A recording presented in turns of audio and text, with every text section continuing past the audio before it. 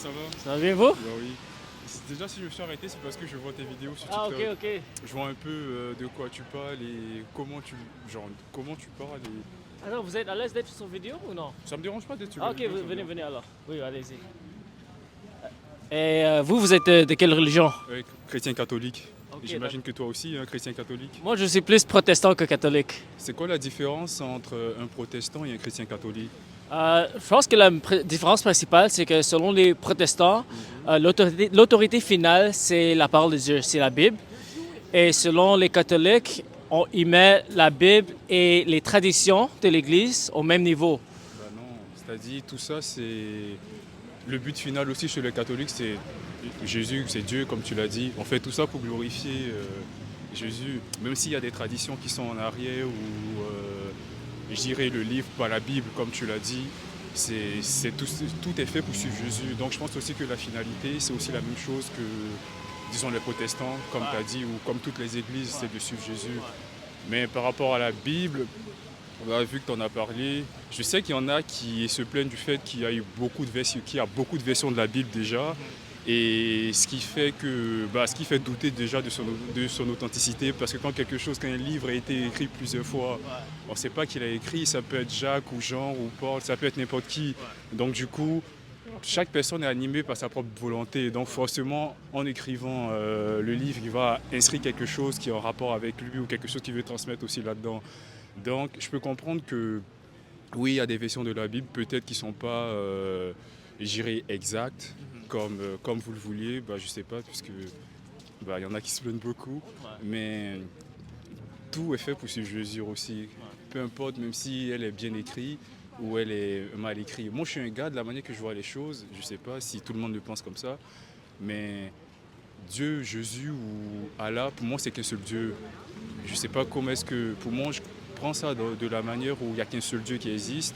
Et vu qu'on est dans plusieurs zones différentes, plusieurs régions différentes et pays différents, on a reçu ces inscriptions-là de manière différente. Mais est-ce que tu crois qu'il y a une vérité? Si je crois que Tu crois qu'il y a une vérité? s'il y a la vérité, Tu crois à la vérité? bah oui, bien sûr. Ok, parce que si la vérité existe, ça veut dire que le Dieu du Coran ne peut pas être le Dieu de la Bible. Mais de la manière que tu es en train de dire que le Dieu du Coran ne peut pas être le Dieu de la Bible, puisque on est d'accord que les musulmans, ils ont toute une tradition autour de ça aussi, également que nous aussi, les chrétiens, nous avons toute une tradition autour de ça. Comme c'est vraiment beaucoup de choses. Et la plupart du temps, quand mes potes musulmans, puisque j'ai des amis qui sont musulmans, ils me racontent un peu ce qui se passe dans le Coran avec le prophète et les actes qu'ils ont eu à faire.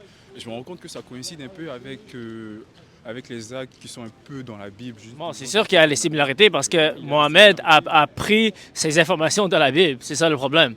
Mais le problème, c'est qu'il a changé Les certitudes de tout ce que tu es en train de dire. Mohamed a pris...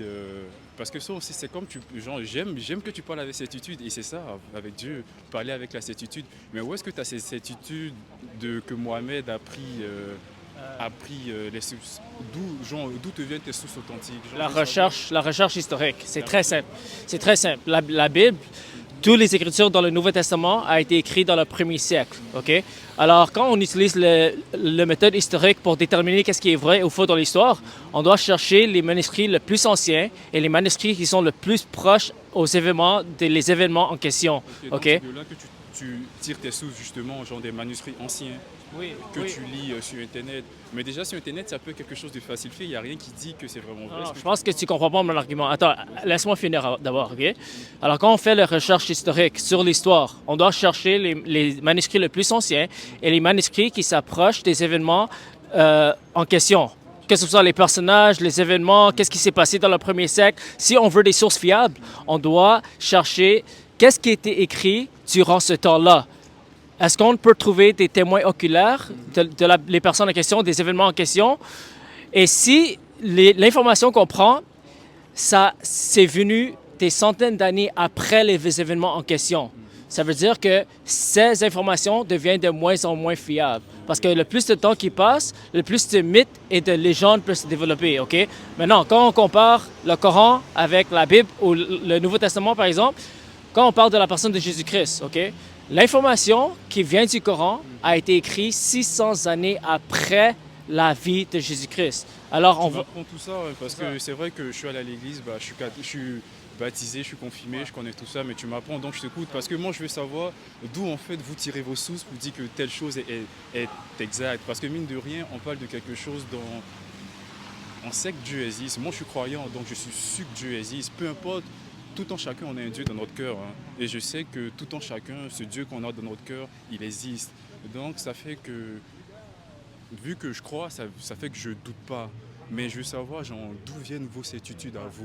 Genre, c'est vraiment Ouais, ça. c'est ça. Alors, mes certitudes, oui, ça vient de la conviction. Je crois que Dieu peut donner la conviction aux gens et Dieu peut nous révéler les choses, mais c'est aussi important de venir à des conclusions logiques avec des raisons pour nos croyances, OK? Et c'est ça qui est la différence avec le différent avec le christianisme, c'est que le christianisme est la seule religion qui a des preuves logiques et historiques, puis qui peut nous donner des bonnes raisons pour venir à nos conclusions. Attends, quand tu dis le christianisme, ça englobe quoi? Ton église protestante, c'est ça? Et l'église catholique aussi, ou seulement que les protestants? Ça englobe l'église catholique et les protestants, du coup, le christianisme? Ouais, très bonne question. Alors, traditionnellement, OK, il y a trois branches du christianisme qui sont le plus, on va dire, populaires. OK? Il y a les catholiques, il y a les protestants et il y a les orthodoxes. Maintenant, ce que eux ils ont en commun, c'est qu'ils partagent le même Nouveau Testament, qui sont les 25 livres qui sont venus après la vie de Jésus-Christ. OK? Alors, le Nouveau Testament est le document le plus fiable quand on parle de la personne de Jésus-Christ. Alors, en tant que chrétien, en tant que catholique, orthodoxe, protestant, on a ça en commun. OK? Alors, on a des communalités, par exemple, on croit tous que Jésus est Dieu. On croit qu'il est le Fils de Dieu, il est divin. On croit aux Trinités. On croit que la parole de Dieu est inspirée de Dieu. Maintenant, c'est quoi les différences maintenant entre les catholiques, orthodoxes et protestants? Comme j'ai dit, pour les protestants, on croit que toutes nos pratiques et notre croyance doivent venir directement de la Bible. OK?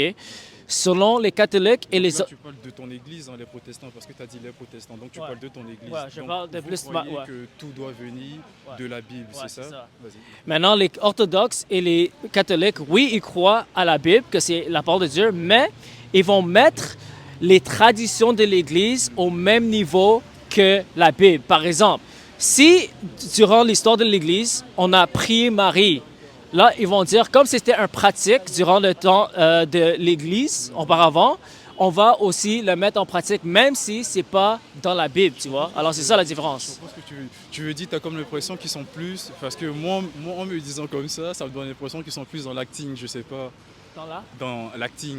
La quoi? Bah, l'acting, j'entends pas L'acting? ça comme bah, le jeu d'acteur. Hypocrisie? Non, le jeu d'acteur, le jeu d'acteur. Parce que tu dis que c'est comme si ils utilisent comme tous les événements qui sont passés Ouais. pour en faire de ça quelque chose de... Mais peut-être que tous ces événements qui sont passés, vu que c'est des événements marquants, déjà pour commencer, et pendant ces événements-là, il y a eu des miracles aussi. On est d'accord, il y a eu beaucoup de miracles. Donc je me dis que, est-ce que c'est pas tous ces miracles qu'il y a eu pendant ces événements-là, qui ont les gens qui font de ce... Les gens qui font de ce moment-là quelque chose de comme sacré, en quelque sorte. Mais Peut-être quand que- tu dis il y a des miracles, là, tu donnes une information, mais pour me convaincre, là, tu dois me donner des preuves, tu vois. Qu'il y a eu des miracles. Ouais, Tu crois pas en Jésus, tu crois pas que Jésus est capable de faire non, des je crois que les miracles dans la Bible peuvent être justifiés avec des preuves, les preuves historiques, tu vois. Comme par exemple, les témoins oculaires ont vu Jésus ressusciter, c'est ça. Alors, c'est les événements qui sont passés après, c'est pas assez fiable pour moi pour me dire que ça vient absolument de Dieu et on doit mettre ça au même niveau que la Bible. C'est ça. Je comprends. En vrai, je comprends ton point et c'est normal que tu le défendes. Chacun a le droit de défendre un point et ça c'est normal. Mais comme voilà, je vais partir, je suis un peu pressé. Je vais juste dire une dernière chose. Ouais. Moi, le truc que je peux dire, c'est que déjà, du moment que chacun a un Dieu en lui, c'est déjà la chose la plus importante. Croyez en ça et croyez qu'avec ça, vous pouvez tout faire. La foi, avec ça, vous pouvez tout faire. Et aussi, en ce qui concerne les églises, bah, ça, c'est un sujet que on pourra pas vraiment avoir les réponses parce que c'est... Les réponses sont dans la Bible, mon ami. C'est ça notre autorité finale. Comment on peut savoir qui a raison ou non? On a juste à lire la parole de Dieu, c'est tout. Oui, je suis d'accord avec toi, lis la Bible, mais ne pas la lire aveuglement. Oui, lis-le en contexte, lis-le. Oui, Lis la Bible avec quand même une certaine logique. Comme, toi aussi, essaye de voir que par exemple les événements parce que c'est comme ça que je lis la Bible, j'essaye de voir les événements qui se sont passés en fonction de ça, un peu de petits trucs de recherche comme tu dis. Et quand je lis la Bible, j'essaie de me faire ma propre idée.